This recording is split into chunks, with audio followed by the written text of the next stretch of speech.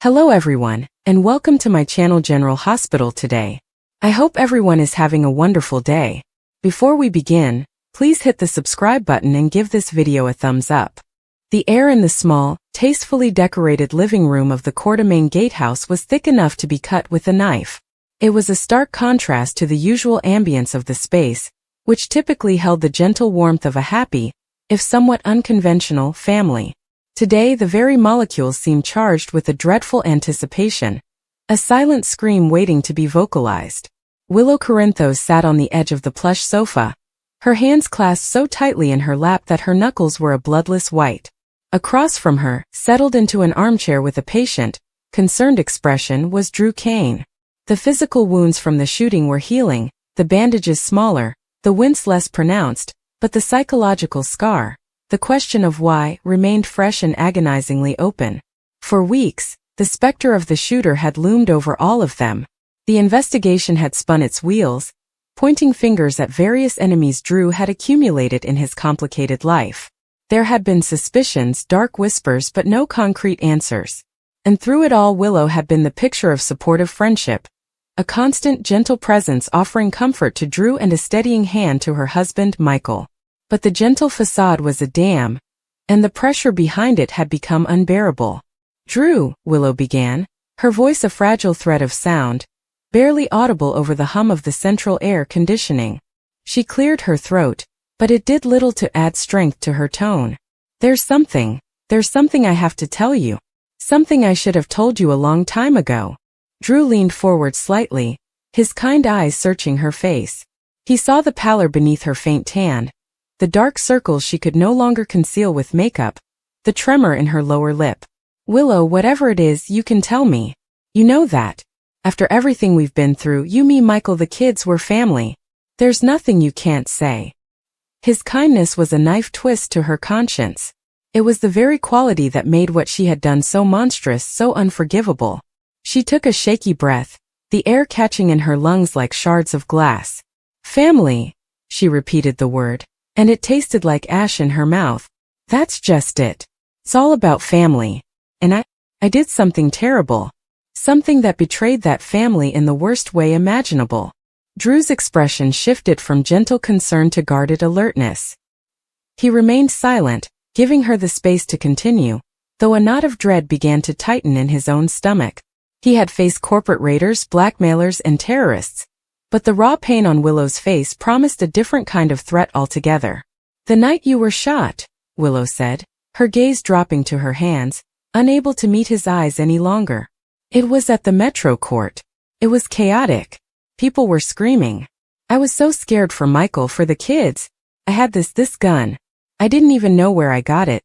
It was just in my hand, a weight of cold, terrifying metal." She paused, swallowing hard against the bile rising in her throat.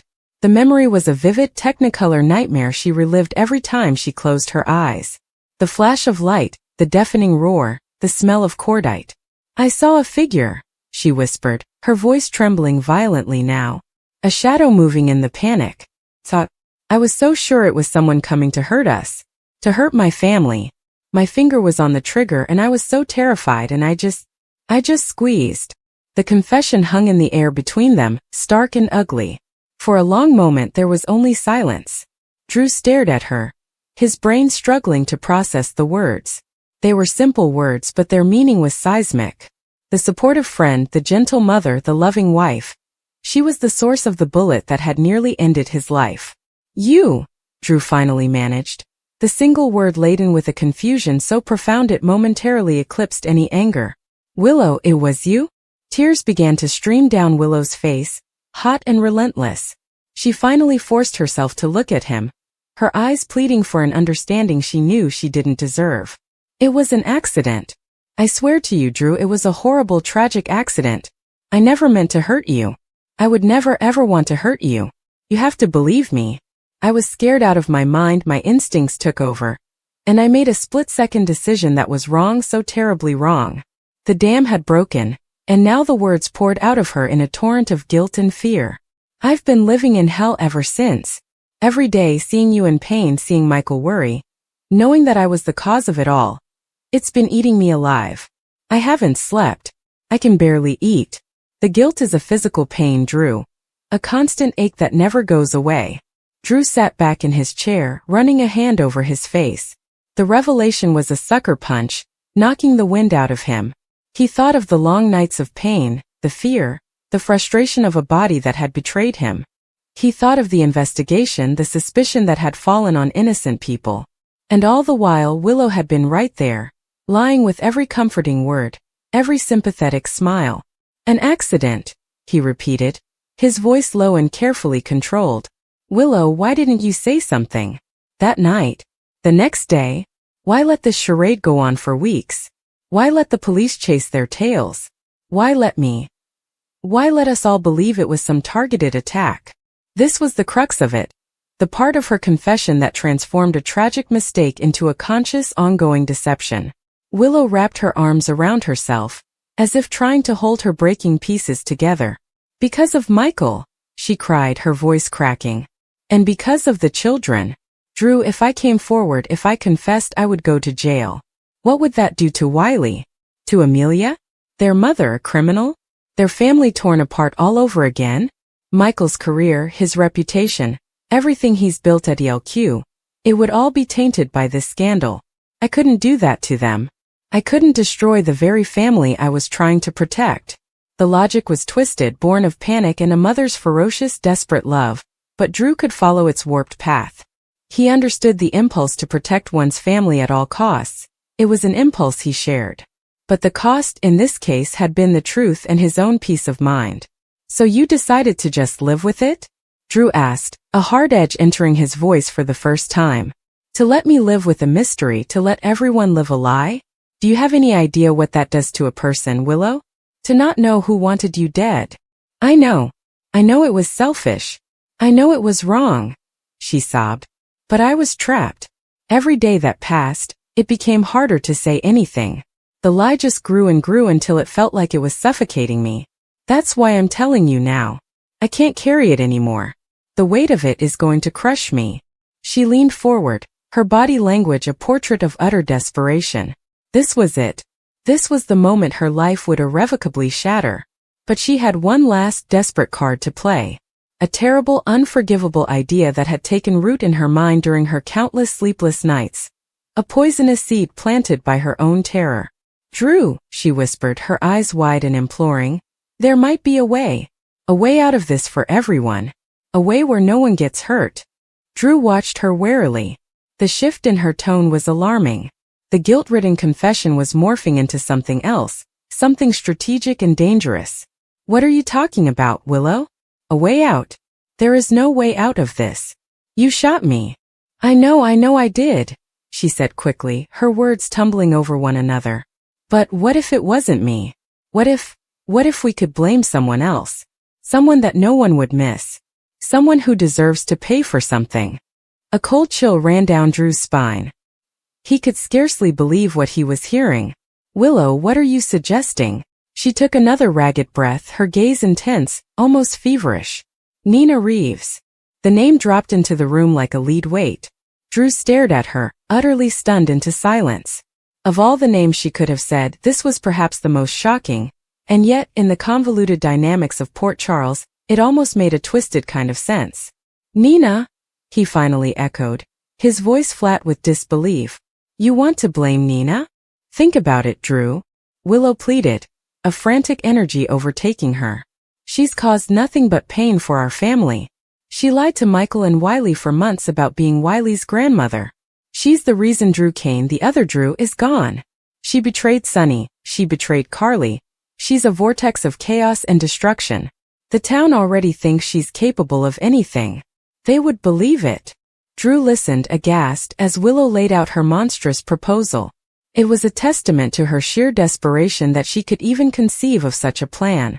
She was no longer the victim of a tragic accident. She was actively plotting to frame an innocent woman for her crime. She was there that night, Willow continued, her mind racing ahead, building the flimsy scaffold of her lie. It was chaotic.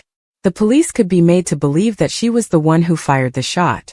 Maybe she was aiming for Carly or Michael because of her vendetta against our family, and you just got in the way. It's plausible. People would believe it. Willow, stop it, Drew said, his voice firm and laced with a rising anger that was no longer directed just at the shooting, but at this new horrifying suggestion. Just stop. This is insane. I am not going to help you frame Nina Reeves for something she didn't do. But she deserves it. Willow insisted, her tears now those of frustration as much as guilt. In a way, she's responsible for all of this. Her lies, her manipulations, they created the atmosphere of tension and fear that led to that night. If she hadn't been so toxic, maybe I wouldn't have been so on edge, maybe I wouldn't have been holding that gun, maybe none of this would have happened. She's not innocent, Drew. She's guilty of so much else.